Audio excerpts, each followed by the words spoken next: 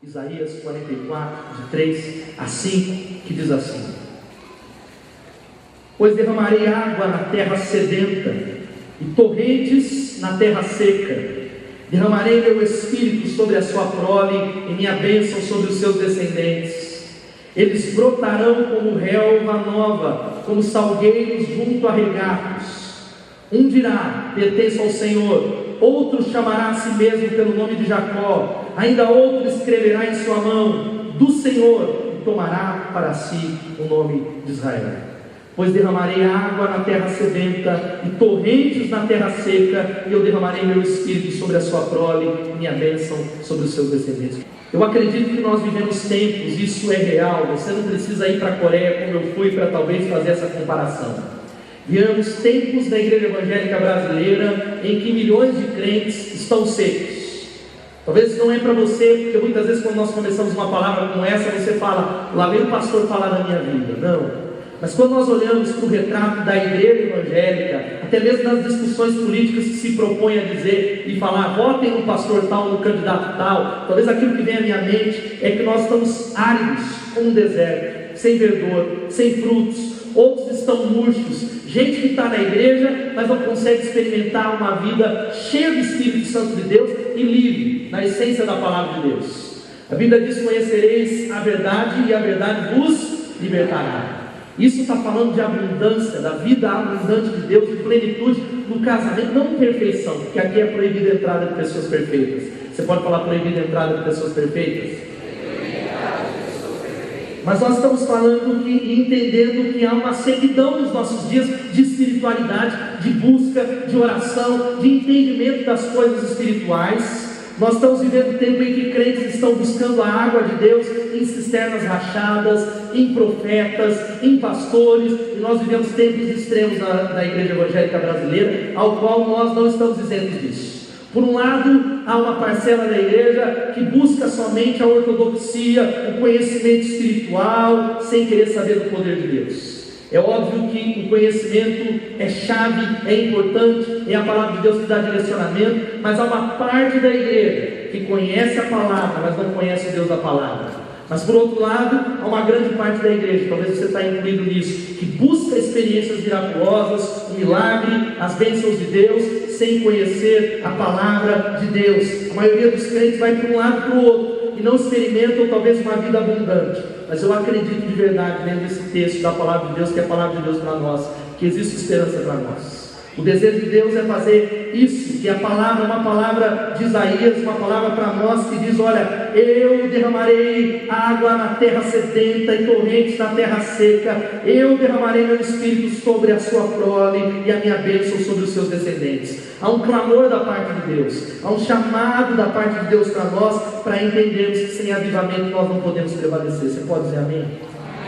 Essa minha experiência de 15 dias na Coreia foi para talvez observar, e muitas das coisas que nós pastores brasileiros falamos, é cultural o que acontece lá. Aquele avivamento, a cultura oriental é uma cultura diferente da nossa, o que é fato, é verdade, é uma cultura muito diferente. A cultura oriental, os países asiáticos são extremamente disciplinados, mas a grande realidade não é para ser simplista, mas aquele povo está vivendo um avivamento da parte de Deus. Um avivamento porque há uma nação, há um povo que tem sede das coisas de Deus. Eu não estou falando de religiosidade, eu não estou falando simplesmente de vir ao culto de domingo, simplesmente fazer a sua matrícula no CTM, simplesmente você dizer: ah, pastor, mas eu sou dizimista, ofertante, eu sou generoso, eu sou alguém que assiste programas evangélicos. Mas eu estou falando de uma experiência viva com Deus, que você sabe do que eu estou falando. O anseio que está na sua alma, o anseio que está na nossa alma, que não é necessário nenhum pastor discorrer. E como seria? Esse é o desejo da minha alma. Presta atenção no que eu estou falando. Como é que seria para você experimentar um tempo de Deus, onde você não precisa fazer propaganda, onde você não precisa talvez insistir para que as pessoas venham à igreja, mas as pessoas talvez venham, talvez sem insistência, com desejo de Deus, confessando os seus pecados, dizendo: é disso que eu preciso. Eu preciso do Evangelho, eu preciso da palavra de Deus, eu preciso endireitar meu casamento, eu preciso andar sem máscaras na presença de Deus. Como é que seria um tempo como esse? Como é que seria, talvez, experimentar e ver um tempo em que os casamentos experimentam saúde da parte de Deus? Isso significa diminuição de divórcios, Como é que seria experimentar uma multidão de jovens vivendo por uma causa, vivendo talvez por um valor maior, uma multidão de pessoas que estão cheias do poder do Espírito Santo de Deus? Eu acredito que todos nós precisamos de um derramamento do Espírito Santo, amém? Eu acredito, irmãos. Eu tenho tentado viver com integridade diante de Deus, e é óbvio que aquilo que nós temos pregado na igreja, que todos nós somos pecadores. Você acredita que todos nós somos pecadores? Você é pecador ou não? É claro. Muitas vezes nós condenamos o pecado do outro porque nós tiramos os olhos dos nossos pecados.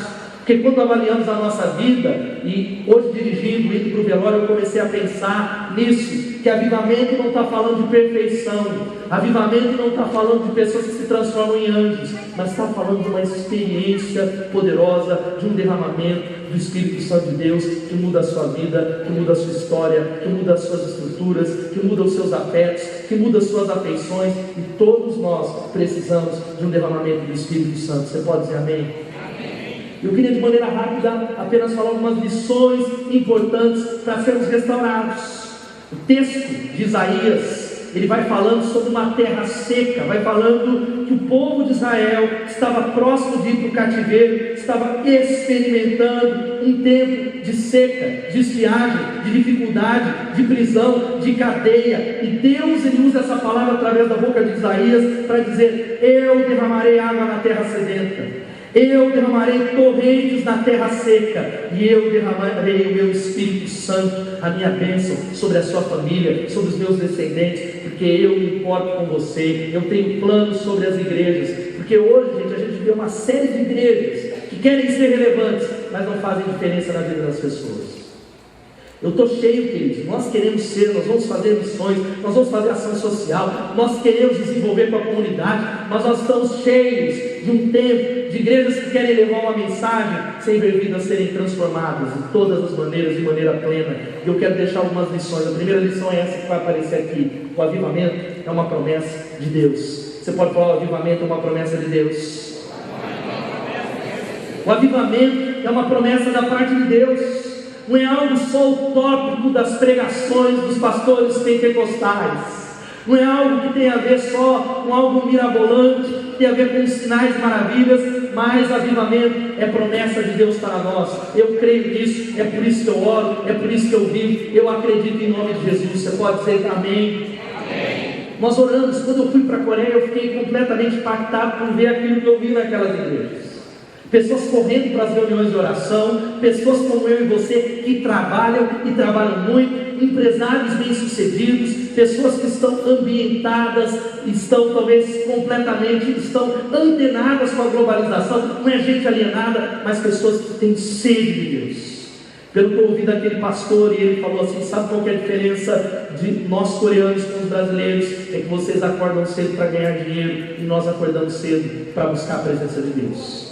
Vocês acordam cedo para talvez ganhar somente dinheiro, para buscar sua prosperidade. E nós que somos uma nação próspera, nós acordamos cedo para buscar a prioridade, que é a presença de Deus sobre nós, que é a presença de Deus sobre a nossa família. E eu fiquei pasmo ao ouvir que o avivamento acabou naquele país há 6 anos atrás. Eu falei: Senhor, se o avivamento acabou há 6 anos atrás, eu não sei o que é esse tão propagado avivamento brasileiro. O que é esse tão propagado avivamento que acontece na igreja evangélica brasileira, que enchem-se as campanhas, que enchem-se as correntes nas igrejas, que enchem-se os templos, mas as reuniões de oração estão cada vez mais vazias. Talvez o evangelismo, a assistência às pessoas, talvez as conferências e falar de missões e de missão está cada vez mais longe do desejo do coração do público. Nós precisamos entender que avivamento é promessa de Deus para nós. Avivamento é palavra, por isso ele diz: eu derramarei água na terra sedenta, eu farei, eu posso revolucionar a sua vida, jovem. Você que não consegue abandonar o pecado, você que está escravizado e diz: olha, eu estou a ponto do suicídio, pastor.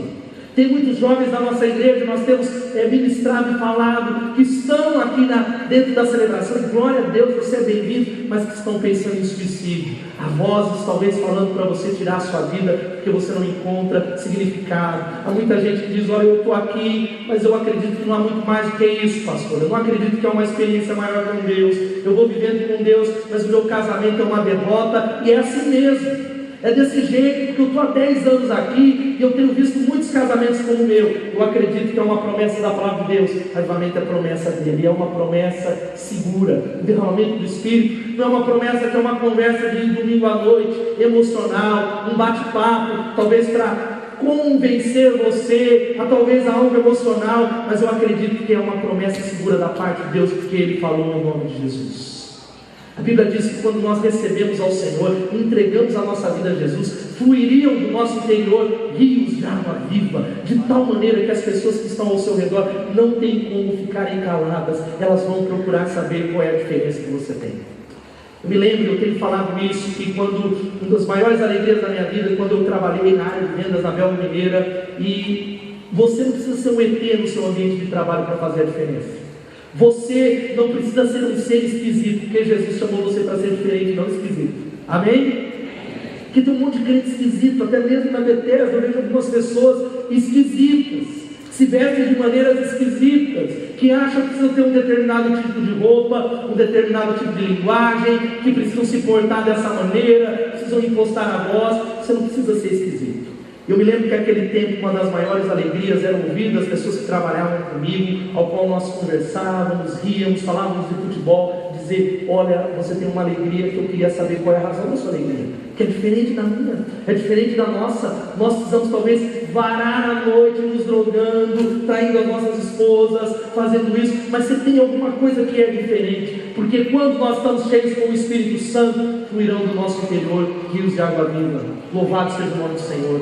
Isso é uma promessa. Cadê o PowerPoint, irmão? Aleluia. Senão não tem pregação. Na Coreia não acontece isso não, viu, irmãos? Mas nós vamos chegar lá. Tecnologia é espetacular. É uma promessa segura da parte de Deus para nós. Uma outra coisa que nós precisamos entender é isso: avivamento é uma necessidade vital para nós. Você pode repetir isso aqui comigo?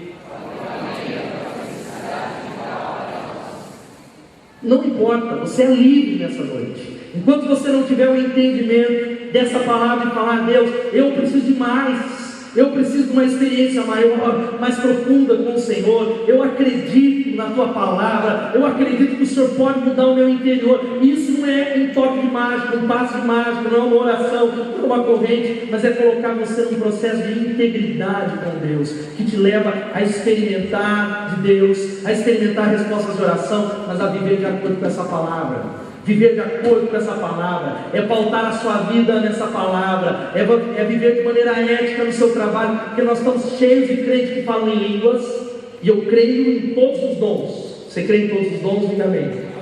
Eu acredito em todos os dons. Nessa igreja tem a manifestação de todos os dons, mas nós estamos cheios de uma comunidade e de pessoas que querem as coisas instantâneas, que querem o miraculoso, que querem apenas o visível, mas não uma transformação interior. Mas você precisa entender que avivamento é uma necessidade vital para nós. O texto vai falando de algo tão poderoso da parte de Deus: pois derramarei água na terra sedenta, derramarei água na terra seca, derramarei torrentes na terra seca. Se você é alguém que não entende que é uma necessidade vital para você, não haverá mudança de Deus para a sua família.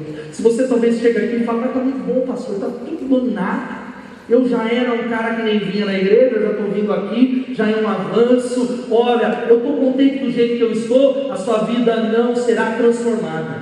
Eu sei de tantos irmãos, tantas pessoas que estão presas em cadeias, negam essas cadeias, mas estão amarrados. Se dizem livres, mas estão presos. Se dizem que andam com Jesus, mas estão amarradas em cadeias emocionais, relacionais, não conseguem perdoar, não conseguem se relacionar, não conseguem lidar bem com suas finanças, não conseguem de alguma maneira se entregar, porque não entenderam ainda que avivamento é uma necessidade vital para nós. Sabe o que nós precisamos, gente? Nós falamos de estratégia, treinamento, liderança, falamos muito disso. Tem livraria, tem ferramenta, mas o que nós precisamos é de avivamento. É isso que nós precisamos em nome de Jesus. Amém?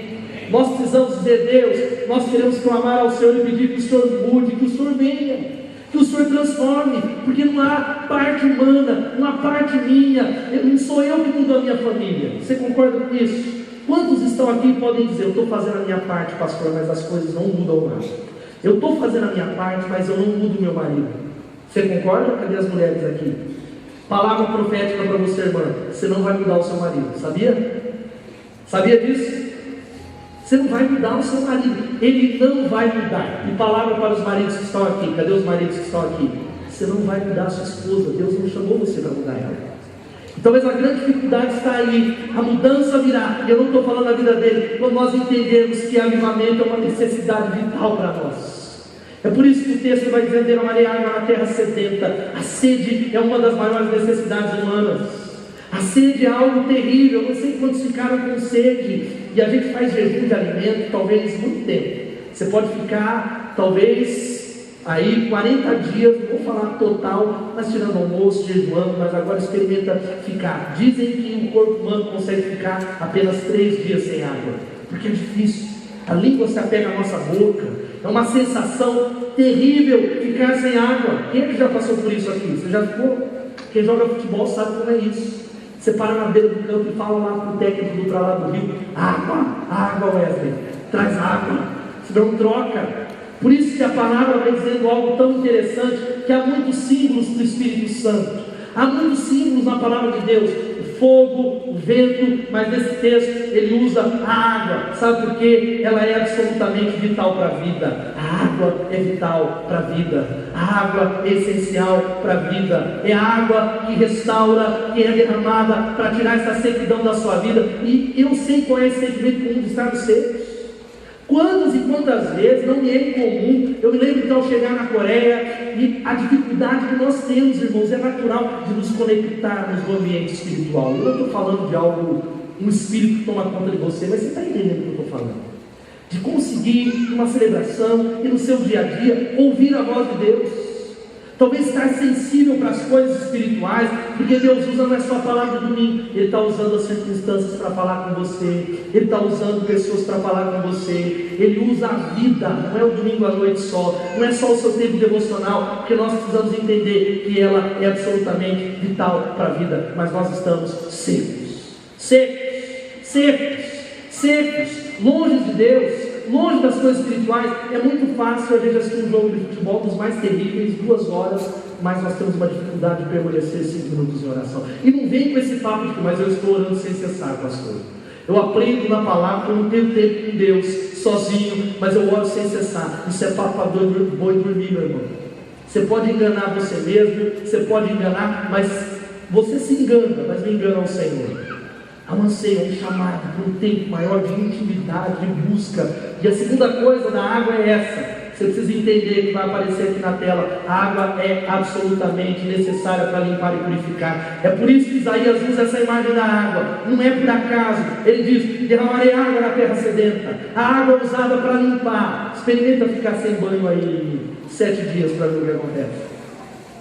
Tem irmãos aí que a gente às vezes tem uma impressão, né?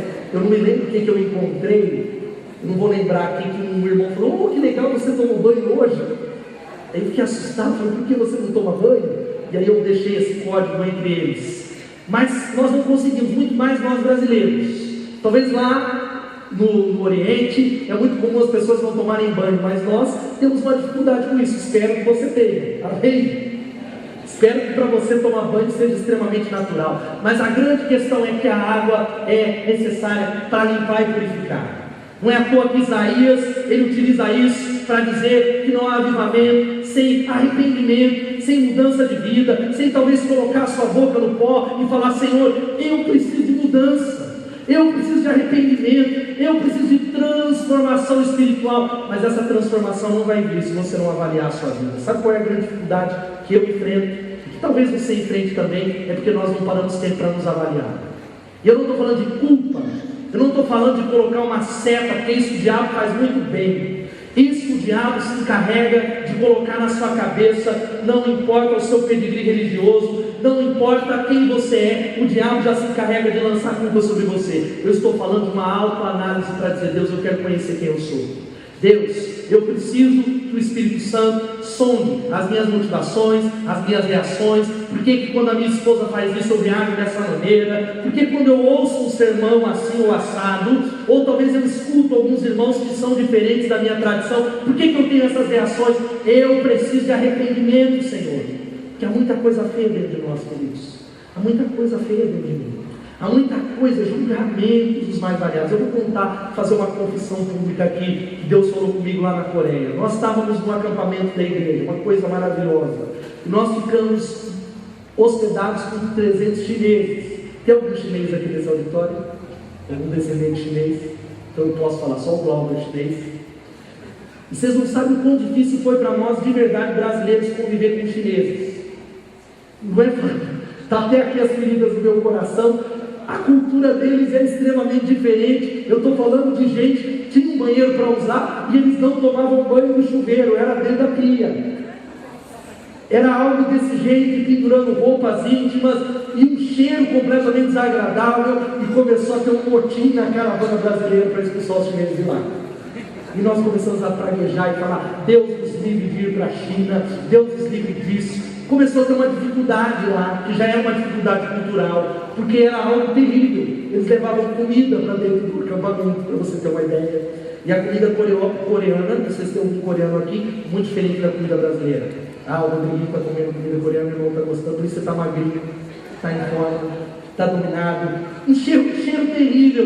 E nós começamos, eu faço essa confissão, a de alguma maneira ficar com raiva daqueles irmãos. Eu me lembro que eu fui orar e Deus falou comigo, não com aquela voz audível, mas na impressão do meu coração falando: está vendo aqueles chineses que tomam banho na pia, não usam o chuveiro, que levam comida para lá, são seus irmãos em Cristo, eu morri por eles. Está vendo esses irmãos chineses que ali estão? Eles são irmãos que fazem parte de um país onde não há liberdade religiosa, onde eles não podem cultuar no domingo à noite, que são perseguidos. Vocês precisam amá-los. Foi um tempo de arrependimento dos pastores brasileiros, e apesar do cheiro, a integração continuou. Mas sabe por que eu estou abrindo isso para dizer? Que mesmo sem perceber, e talvez você começou a me julgar: pastor evangélico, imagina, toma vergonha na sua cara, pastor pecador. Sim, nós fazemos isso no nosso dia a dia com a maior facilidade.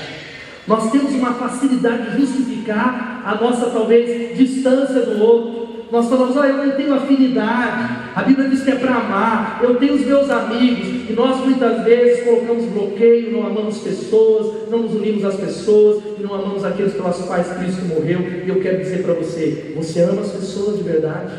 Você ama a Jesus? Você pode dizer que você ama as pessoas? Será que quando você vê uma figura sem atrativos, você é alguém que a olha sem preconceitos, sem acepção de pessoas, e você consegue olhar com os olhos de Cristo e dizer: eu amo você, porque Jesus morreu por você, eu não sou diferente de você. Não importa a cor da sua pele, não importa a sua nacionalidade, a sua etnia, talvez a sua condição financeira. Sabe o que é isso? Arrependimento nas mais variadas áreas, dos nossos orgulhos. Nós somos orgulhosos, gente. Nós julgamos as pessoas com a maior das facilidades. Nós olhamos para aqueles que são diferentes. Nós, batistas, julgamos os pentecostais. Os pentecostais julgam os batistas. Nós temos dificuldade de tolerância, é ou não é? Nós julgamos. Nós nos sentimos melhor. Você agora aqui está se sentindo melhor que alguém. Você talvez está falando: eu sou melhor, porque eu não faria isso com os chineses. Eu sou melhor que você, pastor. Eu não faria isso com um morador de rua. Mas nós erramos em outras áreas. Mentirosos, gente que mente. Você está mentindo para a sua esposa, mentindo para os seus líderes, mentindo no seu trabalho, mas você não engana a Deus, querido. Deus, Ele conhece aquilo que vai no teu coração, e Ele diz: eu conheço as tuas obras, eu sei quem você é, eu sei tudo isso que você está tentando esconder de você mesmo, talvez dando desculpas, falando: Deus, eu não faço isso por isso. O Espírito Santo está nos chamando a arrependimento. Essa foi uma característica que me marcou muito na Coreia. Sabe qual foi? Toda reunião de oração, e não é reunião de culpa, não. Nós estamos falando de uma nação completamente industrializada, avançada na tecnologia, anos-luz da nação brasileira. Uma nação que a educação é algo primeiro mundo. Você pode deixar um celular carregando no aeroporto e ir para o banheiro, que ele vai estar lá, não vai ser roubado, diferente daqui do Brasil. Eu me lembro que eu carreguei lá o meu celular e eu fiquei ali todo no banco, e aí o pastor coreano falou: pode ir lá com o meu lanche. Eu falei: não, meu celular está ali, eu vou parquitar. Ele falou: aqui não é o Brasil, aqui fica tranquilo. Mas eu, o olho do peixe, o olho do gato, fui lá mas com o olho do meu celular, que eu falei: não pode dar bobeira. Brasileiros assustados. Nós não estamos falando de uma nação que talvez que está longe, que está avançado. Nós estamos falando de uma nação de primeiro mundo, pode-se dizer.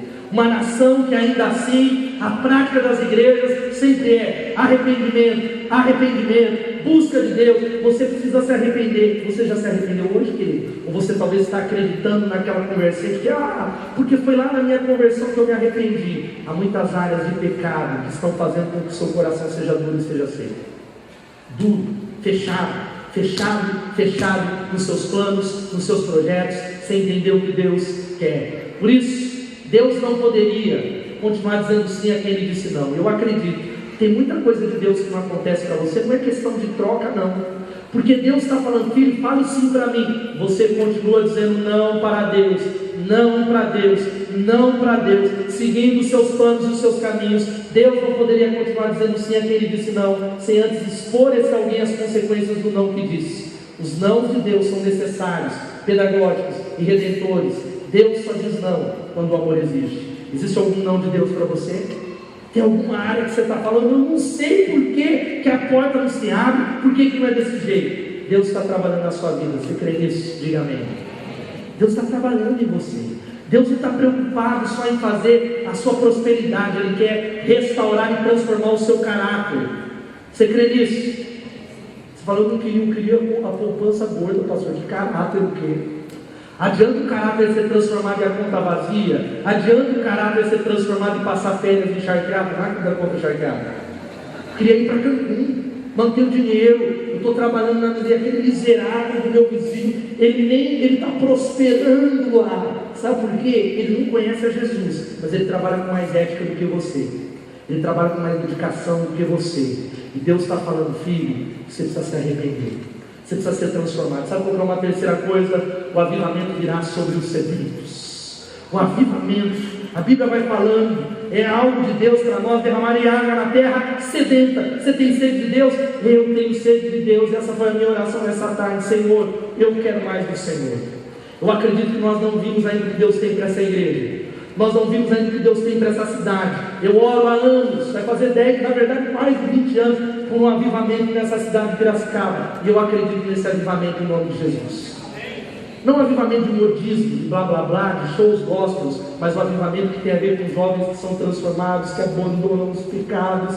Gente que comece a correr para as reuniões de oração, dizendo, eu tenho sede da presença de Deus. Eu quero mudança, eu quero priorizar o reino. E priorizar o reino não é virar fanático que vai pedir a conta do trabalho.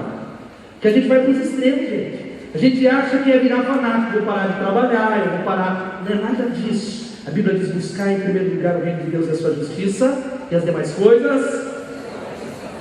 Será que você vive o reino de Deus no seu trabalho, querido? Será que você vive o reino de Deus na sua vizinhança? Será que você entende e você pode dizer, pastor, eu tenho sede, eu estou com sede, eu preciso da tua palavra, eu preciso da ação do Espírito Santo, eu preciso de avivamento que venha derramar poder num corpo que está morto, porque talvez você está morto aqui nessa noite.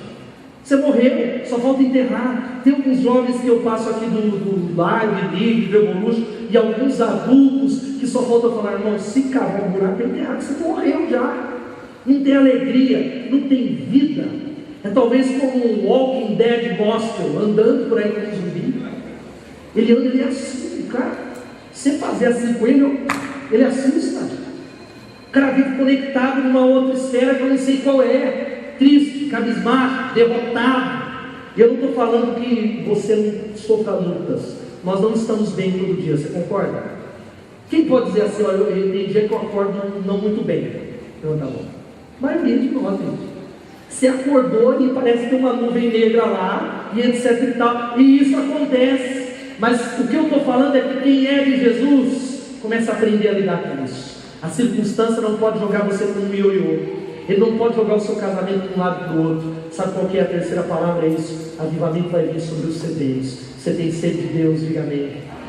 Você tem sede da palavra de Deus, do Espírito Santo, dizendo, eu derramarei torrentes. Não é chuvinha não é gotícula do Espírito Santo. Ele está falando de torrentes sobre a sua vida, sobre o seu casamento, sobre a nossa igreja. Eu anseio ver o tempo onde nós teremos aqui 4 cultos nesse local aqui. É possível. Porque se o avivamento vier, o avivamento faz nós ficarmos com a boca aberta dizendo, Deus, eu não entendo porque está acontecendo isso. Eu sou pecador, eu sou falho, nós estamos fazendo as mesmas coisas que fazíamos, mas existe algo diferente na nossa ministração, existe algo diferente na nossa vida, existe algo diferente no louvor, existe algo que não dá para ser explicado humanamente. Avivamento espiritual, onde aqueles que não fazem parte da igreja, eles começam a entrar por essas portas, correndo e se arrependendo, e você talvez falando: como é que você apareceu aqui? Não sei, Deus está trazendo, eu não sei, eu tenho sede de Deus, eu preciso de Deus. Sabe qual? Se você não é bênção, onde está? Será maldição onde for. Por isso, querido, presta atenção nisso. Tem muita gente falando: pastor, o problema do avivamento é a igreja Batista Bethesda. Se eu for na igreja evangélica Vara Florida de Arão, tudo vai florir na minha vida. Então vou mudar. O pastor aqui não tem unção, o louvor não tem unção, meu líder de célula não tem unção, o outro não tem unção, então eu vou para lá. Aí você vai para lá e as coisas continuam as mesmas. Você pula para cá, as coisas continuam as mesmas. Aí você muda de célula, você muda disso, porque você não entendeu que se você não é bênção onde você está, você vai ser maldição onde você for. Olhe para dentro, querido, em nome de Jesus. Amém? Seu casamento está uma porcaria? Não precisa falar amém, misericórdia não. Está uma porcaria? Está uma porcaria ou está mais ou menos? Fala assim: está mais ou menos. Mais ou menos os irmãos fazendo. Comece a avaliar a sua vida, querido, não a da sua esposa. Comece a olhar para você, mulher, e não para o seu marido. Glória a Deus, eu quero dizer que meu casamento está longe de ser perfeito. Casamento, como é casamento de dois seres humanos, porque eu não casei com um querubim. Minha esposa é lindíssima, mas não é um querubim. E ela muito menos, me casou com um anjo. Longe disso, né? Não casei com um querubim. É gente como a gente que tem dificuldade. Mas sabe qual que é o segredo de saúde no casamento? É talvez olhar para ela e entender que eu não vou consertá-la, que não sou eu, que eu não vou focar nos defeitos dela, sou eu que preciso de mudança. Sou eu que preciso ser aperfeiçoado, sou eu que preciso ser um marido melhor. Isso não quer dizer que não vamos conversar sobre os conflitos como adultos, resolver, talvez aprender de maneira madura, a não jogar debaixo do tapete. Mas sabe que a palavra você precisa entender: se você não é bênção onde está, vai ser maldição onde for, porque na maioria das vezes os problemas não são exteriores, são interiores. É por isso que nessa noite nós precisamos de avivamento da parte de Deus e falar: Deus, eu preciso de Ti, Senhor, eu preciso do Teu Espírito Santo. Muda a minha vida, Senhor. Eu preciso chorar pelos meus pecados. Quando foi a última vez que você teve lágrimas, talvez de arrependimento? Pecado é normal para a gente. A gente barateia a graça de Deus. A gente olha para a cruz de Jesus e fala: é de graça. E pecamos de qualquer maneira. O pecado custou um preço alto, que foi a morte de Jesus. Você não pode lidar com ele de qualquer maneira, porque ele acaba com a sua vida. Você sabia disso? O pecado acaba com o seu casamento. O pecado da noite para o dia. Você pode perder o seu ministério, o seu casamento. Você pode perder tudo por causa do pecado. O pecado, o salário do pecado é a... Quando você peca, uma parte sua morre. Sabe qual que é a quarta lição? É essa: avivamento tem o seu preço. Quando declaro isso, vai chegando aqui. Avivamento tem o seu preço. Avivamento não vem porque a gente ouviu uma palavra dessa, alguns dormiram, outros ficaram acordados. Avivamento tem um preço que é pago através da oração. Eu falei para você sobre os irmãos coreanos, que mexeu comigo. O pastor falou, o pastor Yun da Igreja Batista Central, ele falou: enquanto vocês brasileiros estão correndo atrás de prosperidade, a nossa nação tem prosperado, porque nós priorizamos o reino de Deus, porque nós acreditamos que a oração faz parte do processo. Nós trabalhamos tanto quanto mais até os brasileiros, que eles trabalham muito, e muito mesmo, gente. Mas nós queremos priorizar o reino de Deus, porque nós não departamentalizamos a fé cristã. Pode voltar meu PowerPoint lá, irmão. Verde 2, V1, corre lá, seu filho deve estar chorando. É isso? Verde 2, V1, corre lá. Em nome de Jesus. Você deseja isso? Você deseja isso em nome de Jesus? Será que você entende? Porque não tem avivamento a preço de banana, gente. Tem muita gente aqui nesse lugar falando: Jesus, eu quero mudança. Mas a grande verdade é que Deus, quando Ele olha para o seu coração, Ele vê que você não almeja isso. Quantos de nós talvez dedicamos uma manhã inteira à oração, ou talvez separamos o início do nosso dia, não só para ver as notícias, mas para buscar a presença de Deus e falar: Senhor, eu preciso de Ti, eu preciso de mudança, Senhor. Se não for o Senhor, eu não sei o que vai ser do meu casamento. Se não for o Senhor, eu faço besteira. Se não for o Senhor, se ficar na minha mão, eu faço tudo errado, eu tomo decisões erradas, eu preciso pagar o preço do avivamento, eu preciso pagar o preço para que a juventude dessa cidade seja alcançada. O Live tem tido junto com o Evolution aí quase 300 jovens, mas existem milhares em Piracicaba que estão morrendo na Carlos Botelho com alcoólico. Será que nós estamos dispostos a pagar o preço falando: Deus salva-os, Deus muda-os, Deus abre os olhos dele? Será que você está disposto a pagar o preço do avivamento? Talvez dizendo: Deus, eu estou seco nessa noite, estou muito seco, Senhor, eu não consigo transcender. Avivamento espiritual, ele tem o seu preço. Sabe qual que é a última lição dessa noite? É isso aqui. Antes eu quero só ler um texto com você, antes da última lição. Avivamento tem urgência. Será que você tem essa urgência? Uma coisa que me marcou muito lá na Coreia foi a seguinte: a palavra ministrada naquele púlpito não desceu muito legal para mim, nem para os pastores brasileiros. A teologia da igreja ao qual eu fui é muito diferente da nossa, porque nós acreditamos na graça, nós acreditamos no ato da salvação. A salvação não se perde, amém? Você é salvo, diga amém. Amém. E o pastor lá, mais de 1000 pastores, ele pregava assim: porque vocês, pastores brasileiros, haitianos, etc e tal, vocês têm que se arrepender, senão vocês vão para o inferno. Foi uma semana ouvindo isso. Nós íamos nos quartos para liberar e falamos: meu Deus, esse homem está doido, ele não está conhecendo a palavra. E mais uma vez Deus falou: filho, está certo, a teologia de vocês não é como a dele, talvez você não concorde, porque biblicamente tem algumas coisas que nós não acreditamos. Nós podemos talvez olhar para a palavra de Deus e falar: não é bem por aí, mas vocês estão no outro extremo. O extremo da igreja coreana é talvez o juízo, o inferno, a realidade, o julgamento. Vocês, igreja brasileira, acham que está tudo dominado, sabe de nada, inocente. O juízo virá. É por isso que nós falamos com pessoas, falamos: cara, vem buscar Jesus. Eu falo: estou bem empregado, eu estou trabalhando, um dia eu vou.